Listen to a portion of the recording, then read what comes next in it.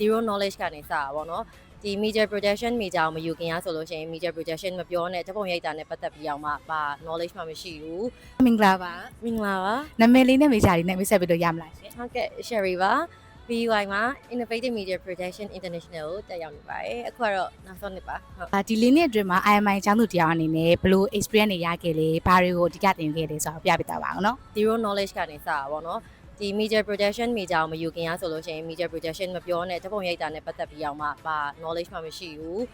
experience တွေလည်းမရှိခဲ့ဘူးပေါ့လေလုံးဝအစိမ်းသက်ကြံနေဝင်လာတာဆိုတော့ဒီလေးနှစ်တာအတွင်းမှာ directing ဘိုင်းရော editing photography cinematography ပြောလို့ရှိရင်လည်းဒီ